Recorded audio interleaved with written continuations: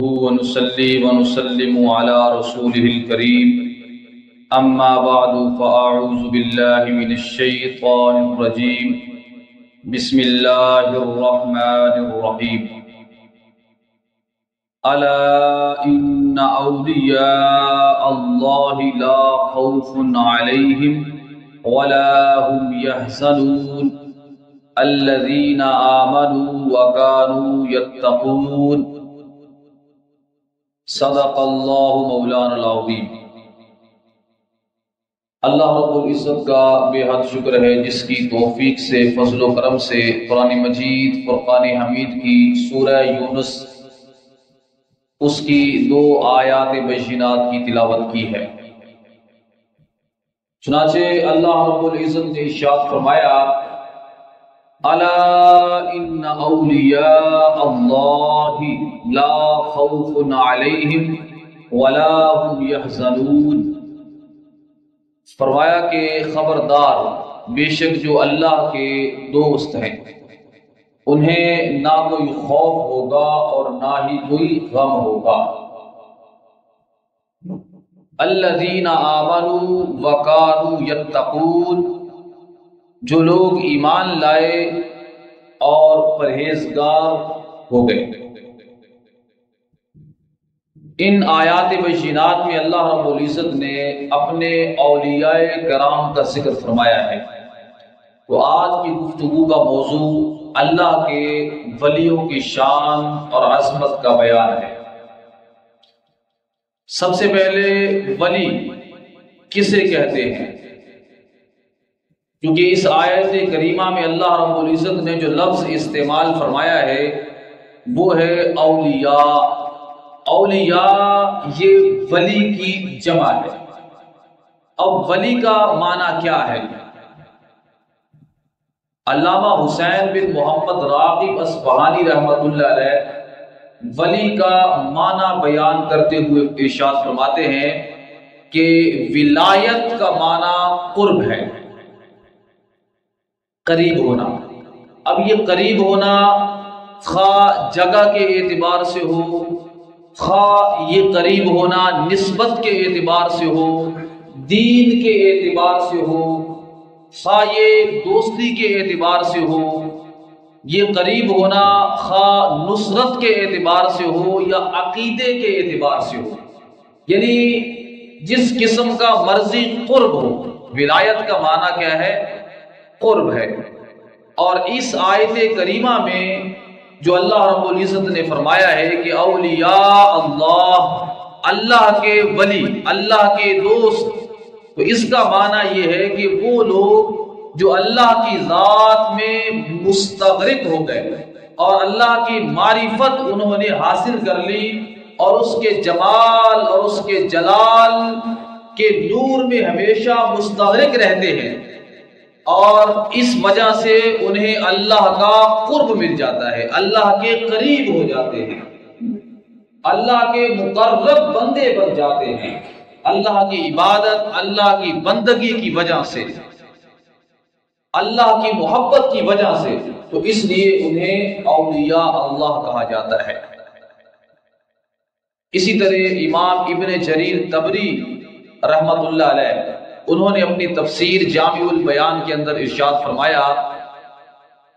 اسی آیت کی تفسیر کرتے ہوئے کہ فرمایا کہ سنو، اللہ کے دین کے مددگار جو لوگ ہیں ان کو آخرت میں نہ کوئی خوف ہوگا نہ کوئی غم ہوگا، کیونکہ اللہ ان سے راضی ہو گیا ہے اور وہ اللہ سے راضی ہو گئے ہیں۔ اس لیے اللہ تعالیٰ قیامت کے دن انہیں اپنے عذاب سے محفوظ رکھے گا اور دنیا کے فوت ہو جانے کا انہیں کوئی غم نہیں ہوگا۔ یہ تو تھا ولی کا معنی لغت کے اندر کہ ولی کسے کہتے ہیں۔ اب دین کے اندر جب ہم لفظ ولی بولتے ہیں کہ فلاں شخص اللہ کا ولی ہے، تو اس کا مطلب کیا ہے؟ اس کا مطلب علماء کرام نے، مفسرین نے، صوفیاء نے، محققین نے بیان فرمایا، اس کا ایک معنی حافظ شہاب الدین امام ابن حجر عسقلانی رحمۃ اللہ علیہ نے بیان فرمایا فتح الباری کے اندر۔ آپ فرماتے ہیں کہ ولی سے مراد وہ انسان ہے جو عارف باللہ ہو، اللہ کو جاننے والا ہو، اور اخلاص کے ساتھ ہمیشہ اللہ کی عبادت کرتا ہو۔ اور اسی طرح ایک اور معنی ملا علی بن سلطان محمد القاری رحمۃ اللہ علیہ نے بیان فرمایا۔ وہ فرماتے ہیں کہ ولی کا لفظ اگر اسے لیا جائے مفعول کے معنی میں تو اس سے مراد وہ شخص ہے جس کے کاموں کی اللہ حفاظت کرتا ہے، یعنی اللہ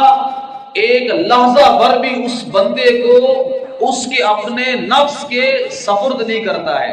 بلکہ ہمیشہ اللہ اس کی حفاظت کرتا ہے اور وہ اللہ کی حفاظت میں رہتا ہے، جیسا کہ قرآن مجید میں اللہ رب العزت نے فرمایا وَهُوَ يَتَوَلَّى الصَّالِحِينَ، اور وہی اپنے نیک بندوں کی حفاظت فرماتا ہے۔ يَتَوَلَّى الصَّالِحِينَ یعنی اپنے بندوں کی حفاظت فرماتا ہے۔ اور اس طرح علامہ ابو الحسن علی بن محمد الماوردی رحمۃ اللہ علیہ نے انہوں نے ولی کے بارے میں 3 قول ارشاد فرمائے۔ پہلا قول یہ ارشاد فرمایا کہ یہ وہ لوگ ہوتے ہیں جو تقدیر پر ہمیشہ راضی رہتے ہیں، یعنی اولیاء اللہ وہ لوگ ہوتے ہیں جو اللہ کی تقدیر پر ہمیشہ راضی رہنے والے ہوتے ہیں اور مصیبتوں پر صبر کرنے والے ہوتے ہیں اور نعمتوں پر شکر ادا کرنے والے ہوتے ہیں۔ اور دوسرا قول یہ ارشاد فرمایا کہ یہ وہ لوگ ہیں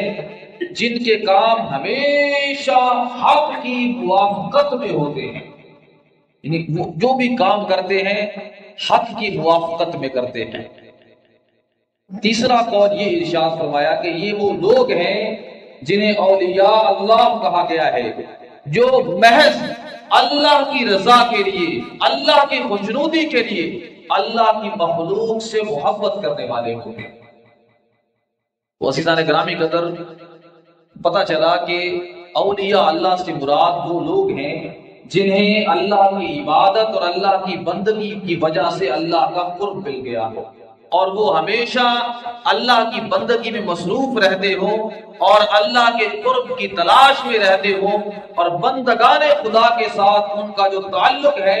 وہ یہ ہے کہ وہ اللہ کی مخلوق سے محبت کرنے والے ہیں۔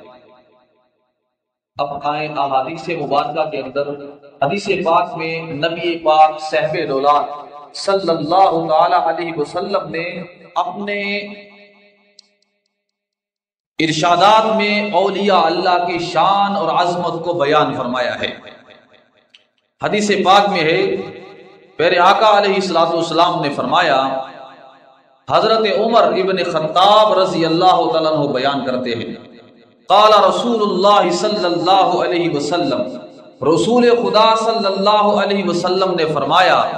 ان من عباد اللہ لاناسا، بے شک اللہ کے بندوں میں سے ایسے بندے بھی ہوتے ہیں، یعنی مخلوق خدا میں سے ایسے لوگ بھی ہوتے ہیں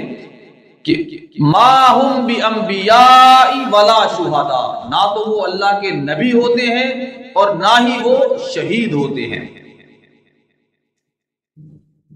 یغبطہم الانبیاء والشہداء یوم القیامت بمکانہم من اللہ، مگر قیامت کے دن اللہ ان اپنے بندوں کو جو اپنی بارگاہ میں مقام اور مرتبہ عطا فرمائے گا، اس مقام و مرتبہ کو دیکھ کر انبیاء اور شہداء بھی ان کی تعریف کر رہے ہوں گے، ان پر رشک کر رہے ہوں گے، ان کے اس مقام کو دیکھ کر جو اللہ رب العزت انہیں اپنی بارگاہ میں عطا فرمائے گا۔ اب قالوا یا رسول اللہ تخبرنا من ہم، صحابہ کرام نے عرض کی یا رسول اللہ ہمیں بتائیں کہ وہ کون لوگ ہیں کہ جن پہ انبیاء اور شہداء بھی ان کی تحسین و تعریف کر رہے ہوں گے اور ان کے مقام کو دیکھ کر رشک کر رہے ہوں گے۔ قال آقا علیہ السلام نے فرمایا، ہم قوم تحاب بروح اللہ علی غیر ارحام بینہم ولا اموال، آقا علیہ السلام نے فرمایا کہ وہ لوگ ہیں جو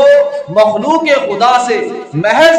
اللہ کی رضا کی وجہ سے محبت کرتے ہیں، نہ تو رشتہ داری کی وجہ سے محبت کرتے ہیں اور نہ ہی مال و دولت کی وجہ سے محبت کرتے ہیں، محض اللہ کی محبت کی وجہ سے وہ اللہ کے بندوں سے محبت رکھتے ہیں۔ فرمایا کہ وہ لوگ ہیں۔ اور پھر آقا علیہ السلام نے فرمایا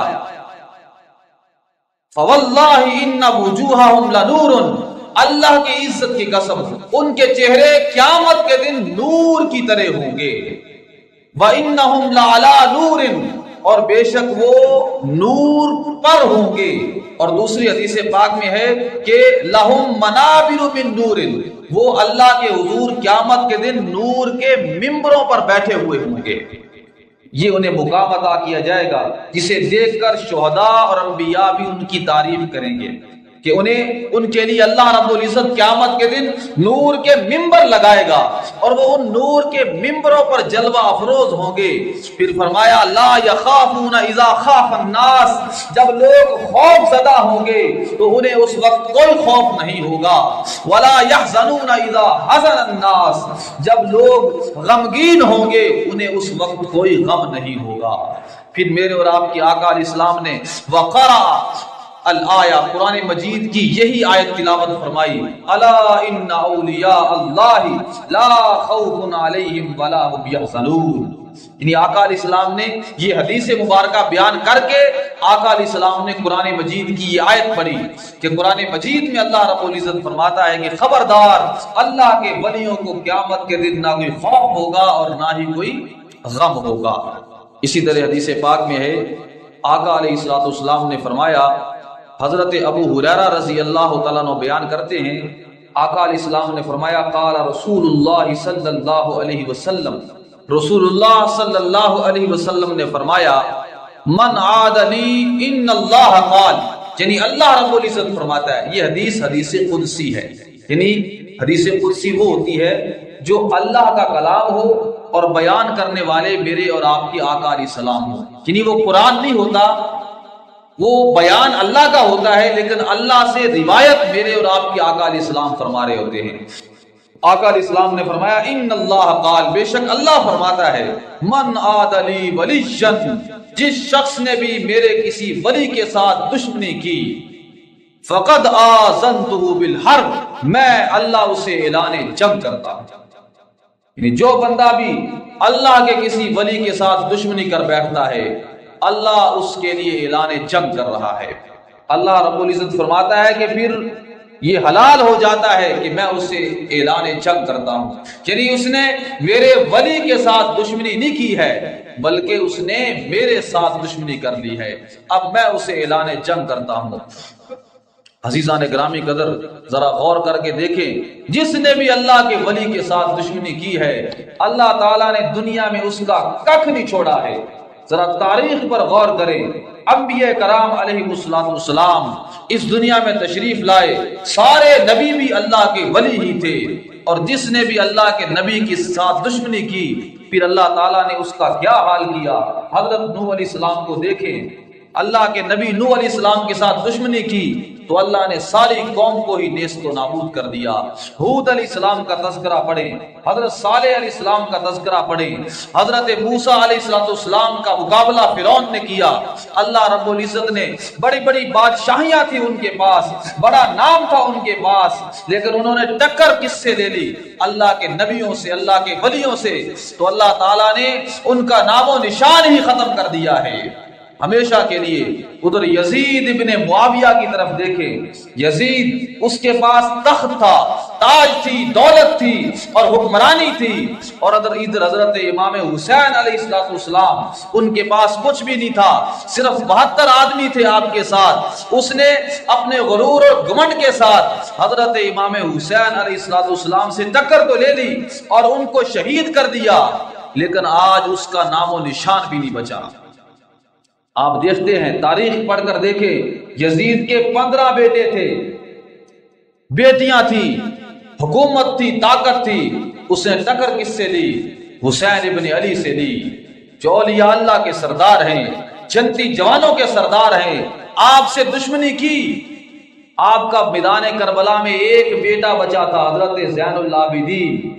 اور یزید کے 15 بیٹے تھے، لیکن آج مشرق سے لے کر مغرب تک ڈھونڈ لیں، کوئی یزید کی اولاد میں سے آپ کو نظر آ جائے تو مجھے بتا دینا۔ اور امام حسین علیہ السلام کے اولاد یعنی سید اور سادات آل نبی آپ کو ہر جگہ ہی ملے گی، کیونکہ اس نے اللہ کے نبی کے نواسے سے ٹکر لے لی تھی۔ تاریخ پڑھ لیں، جس نے بھی اللہ کے ولی سے دشمنی کی اللہ نے اس کو نیست و نابود کر دیا ہے۔ بظاہر دنیا میں تھوڑے دن کے لیے اسے اگر کوئی فتح مل گئی ہے جسے ہم فتح سمجھ رہے ہوتے ہیں، لیکن حقیقت میں وہ فتح نہیں ہوتی ہے۔ تو فرمایا جس نے میرے ولی سے دشمنی کی تو میں اسے اعلان جنگ کرتا ہوں۔ وما تقرب الی عبدی بشیء احب الی مما افترضت علیہ، فرمایا کہ میرا بندہ میرا قرب حاصل کرتا ہے، یعنی اب اللہ تعالیٰ بتا رہا ہے کہ میرا بندہ میرا ولی بنتا کیسے ہے، جس کے لیے میں اعلان جنگ کرتا ہوں، پھر وہ بندہ میرا ولی بنتا کیسے ہے؟ فرمایا کہ بندہ میرے قریب ہوتا ہے، جتنا قریب ہوگا اتنا اللہ کا ولی ہوگا۔ تو فرمایا کہ جن چیزوں کے ذریعے وہ میرا قرب حاصل کر سکتا ہے ان چیزوں میں سب سے پسندیدہ کام وہ ہے جو میں نے اپنے بندے کے اوپر فرض کیے ہیں، یعنی فرائض ادا کر کے، نماز، روزہ، حج، زکوٰۃ اور بھی جتنی چیزیں اللہ نے بندے کے اوپر فرض کی ہیں وہ تمام فرائض ادا کرتا ہے اور ان کے ذریعے میرا قرب حاصل کرتا رہتا ہے۔ پھر چونکہ وہ اللہ کا بہت زیادہ ولی مقرب بندہ اس وقت بنتا ہے کہ جب وہ صرف فرائض پر ہی گزارا نہیں کرتا۔ فرمایا وما یزال عبدی یتقرب الی بالنوافل حتی احب، فرمایا کہ میرا بندہ پھر فرضوں کے ساتھ ساتھ نوافل بھی ادا کرتا ہے، اور نفلی عبادت پڑھ کے، یعنی نفل پڑھ کے، اور اس کی طرح نفلی صدقات اور خیرات، یعنی جتنی بھی نفلی عبادات ہیں، خواہ وہ صدقات و خیرات کی صورت میں ہے، نماز کی صورت میں ہے، نوافل کے ذریعے وہ میرے قریب ہوتا رہتا ہے، میرے قریب ہمیشہ ہوتا رہتا ہے۔ پھر اسے یہ مقام ملتا ہے کہ میں اس سے محبت کرتا ہوں، کنت سمعہ الذی یسمع بہ، اتنی محبت کرتا ہوں کہ میں اس کے کان بن جاتا ہوں جس سے وہ سنتا ہے، وبصرہ الذی یبصر بہ، میں اس کی آنکھیں بن جاتا ہوں جس سے وہ دیکھتا ہے، ویدہ التی یبطش بہا، اور میں اس کے ہاتھ بن جاتا ہوں جس سے وہ پکڑتا ہے، ورجلہ التی یمشی بہا، میں اس کے پاؤں بن جاتا ہوں جس سے وہ چلتا ہے، یعنی اس کے ہاتھ، پاؤں، کان میں بن جاتا ہوں۔ اب اس حدیث پاک کی تشریح علماء کرام نے کی ہے دو طرح سے۔ ایک تشریح تو یہ کی ہے کہ یہ جو اللہ نے فرمایا ہے کہ میں اس کے ہاتھ بن جاتا ہوں، اس کے کان بن جاتا ہوں، اس کے پاؤں بن جاتا ہوں، اس کی آنکھیں بن جاتا ہوں، اس کا مطلب یہ ہے کہ وہ بندہ جو ہے میرا اتنا قرب پا لیتا ہے کہ اب اس کی آنکھیں بھی کھلتی ہیں تو صرف میری مرضی سے ہی کھلتی ہیں، اس کے کان سنتے ہیں تو وہی سنتے ہیں جو میں چاہتا ہوں، اس کے قدم اٹھتے ہیں تو صرف اس طرف اٹھتے ہیں جو میں چاہتا ہوں، اس کے ہاتھ پکڑتے ہیں تو صرف اس طرف اٹھتے ہیں جو میں چاہتا ہوں، یعنی اس کی مرضی میری مرضی میں شامل ہو جاتی ہے۔ وہ بندہ اب وہی کچھ کرتا ہے جو میں چاہتا ہوں۔ اور اس کا دوسرا معنی یہ بیان کیا گیا کہ وہ بندہ اللہ کا اتنا قرب پا لیتا ہے کہ وہ اللہ کی صفات کا مظہر بن جاتا ہے، صفات الہی کا مظہر ہو جاتا ہے، اسے اللہ کا وہ قرب مل جاتا ہے کہ وہ اللہ کی صفات کا مظہر بن جاتا ہے، جیسا کہ اللہ نے فرمایا صبغۃ اللہ، اللہ کا ایک رنگ ہے۔ وہ بندہ اللہ کا اتنا قرب پا لیتا ہے کہ اللہ کے انوار و تجلیات کا رنگ اس کے اوپر چڑھ جاتا ہے اور وہ اللہ کا ولی اللہ کے رنگ میں رنگا جاتا ہے۔ پھر کیا ہوتا ہے؟ پھر وہ اسے مقام عطا فرماتا ہے۔ وہ مقام کون سا مقام ہوتا ہے؟ اس کو یہ مقام ملتا ہے کہ وَإِذَا سَأَلَنِي لَأُعْطِيَنَّهُ، جب بھی وہ مجھ سے سوال کرتا ہے تو میں اسے عطا کرتا ہوں، یعنی مستجاب الدعوات بن جاتا ہے۔ جب بھی دعا کرتا ہے اللہ اس کی دعا کو ٹالتا نہیں ہے۔ حضرت اویس قرنی، پچھلے جمعۃ المبارک پر بھی ان کا واقعہ میں نے بیان کیا تھا آقا علیہ السلام نے فرمایا تھا کہ قرن کے اندر ایک ایسا شخص رہنے والا ہے جسے الاویس القرنی کہتے ہیں۔ آقا علیہ السلام نے فرمایا اس کا مقام یہ ہے کہ اگر وہ اپنے رب پہ قسم اٹھا لے تو اللہ تعالیٰ اس کی قسم بھی پوری فرما دیتا ہے۔ وہ بندہ اگر قسم کھا لے نا کسی کام کے کرنے کی کہ یہ ہوگا تو اللہ تعالیٰ پھر اس کی قسم کا بھی حیا کرتا ہے، وہ کام اسی طرح ہی فرما دیتا ہے۔ وَإِذَا سَأَلَنِي، جب مجھ سے سوال کرتا ہے، اور یہاں سے یہ بھی سمجھ لیں کہ وہ بندہ خدا نہیں بن جاتا ہے، وہ بندہ اللہ کا قرب پاگے خدا نہیں بن جاتا ہے، اتنا قرب پانے کے باوجود اللہ کا محتاج ہی رہتا ہے۔ اسی لیے فرمایا وَإِذَا سَأَلَنِي، جب وہ مجھ سے سوال کرتا ہے یعنی مانگتا مجھ سے ہی ہے اور میں اسے عطا کرتا ہوں۔ اور فرمایا کہ جب وہ میری پناہ مانگتا ہے تو میں اسے پناہ عطا کرتا ہوں۔ اور آگے فرمایا کہ مجھے کسی کام کے کرنے میں اتنا تردد نہیں ہوتا جتنا اس کی روح کو قبض کرنے میں ہوتا ہے۔ اندازہ کیجیے کہ میں جو بھی کام کرنا چاہتا ہوں وہ کام کر ڈالتا ہوں، مجھے کبھی تردد نہیں ہوا کہ میں یہ کام کر رہا ہوں، لیکن اپنے اس ولی کی روح کو قبض کرتے وقت مجھے تردد ہوتا ہے۔ اور تردد کا معنی یہ ہے کہ وہ میرا ولی جو ہے مرنا پسند نہیں کر رہا ہوتا، اور میں چونکہ موت نے آنا ہوتا ہے اس لیے اس کی روح کو قبض کرتے وقت مجھے تردد ہوتا ہے۔ اور اس کا معنی یہ بیان ہوا کہ اللہ تعالیٰ اس وقت تک اپنے اس ولی کو موت ہی نہیں دیتا ہے جب تک وہ خود موت کے لیے راضی نہ ہو جائے، جب تک وہ خود موت کے لیے راضی نہ ہو جائے۔ اسی طرح ایک اور حدیث پاک میں آقا علیہ الصلوۃ والسلام نے ارشاد فرمایا، یہ بھی مشکات شریف کی حدیث پاک ہے، آقا علیہ الصلوۃ والسلام نے فرمایا ان ابی ہریرہ قال قال رسول اللہ صلی اللہ علیہ وآلہ وسلم، حضرت ابو ہریرہ بیان کرتے ہیں کہ رسول خدا صلی اللہ علیہ وسلم نے فرمایا ان اللہ اذا احب عبدا، بے شک اللہ جب کسی بندے سے محبت کرتا ہے، سبحان اللہ، بندہ تو اللہ سے محبت کرتا ہی ہے، اور محبت میں اللہ کی عبادت اللہ کی بندگی ہمیشہ کرتا ہے، اور اللہ کی نافرمانیوں سے بچتا ہے، اور اللہ کا قرب پا لیتا ہے، اور پھر اللہ بھی اس بندے سے محبت کرتا ہے۔ صرف بندہ ہی اللہ سے محبت نہیں کرتا، اللہ بھی اپنے بندے سے محبت کرتا ہے۔ لیکن جب اللہ اپنے بندے سے محبت کرتا ہے پھر کیا ہوتا ہے؟ حدیث پاک میں سنیں، فرمایا ان اللہ اذا احب عبدا،